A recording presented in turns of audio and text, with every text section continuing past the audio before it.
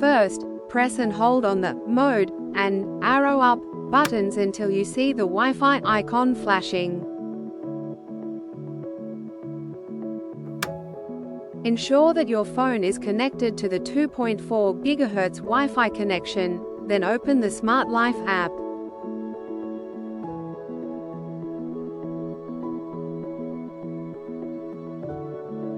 Tap on Add Device or a plus sign button to add your heat pump.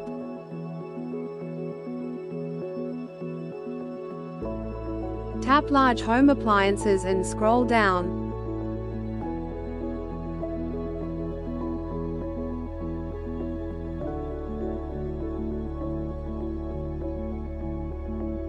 Then tap on Water Heater, Wi-Fi. Fill in your Wi-Fi password, then tap Next.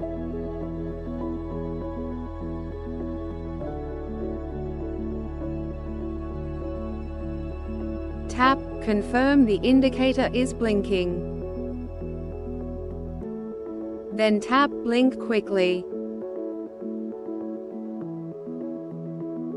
Wait for the heat pump to be added to your device, then tap Done once completed.